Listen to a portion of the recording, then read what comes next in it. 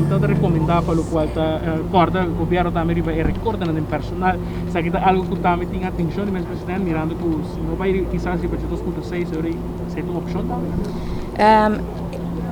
Estes 2.6 está uma medida de crise para nós chegar na sustento de liquidez que nós estamos investir.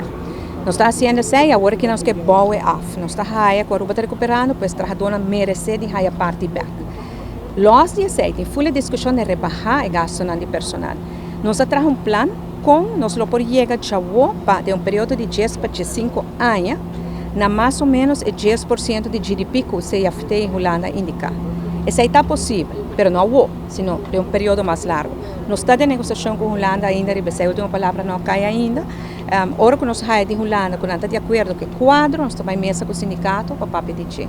Mas a meta está queda para baixar gasto de personal on the long run.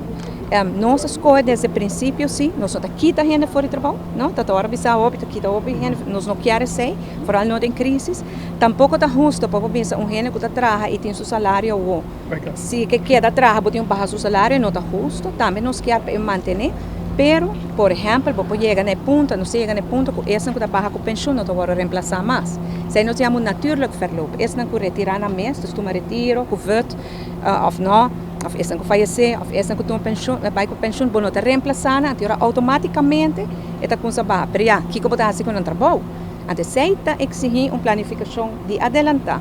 Você sabe que a gente está barra com pensão, claro, falecer nós não sabe, mas pensão sim. Então agora aí se mira conta reestruturar o trabalho, talvez com digitalização, com a hora que a pessoa vai. E agora, bueno, se busca outro gente de serviço. Talvez o trabalho está manual, vamos ter de gente, vamos pôr outro gente assim, então o trabalho de outro gente também digital agora.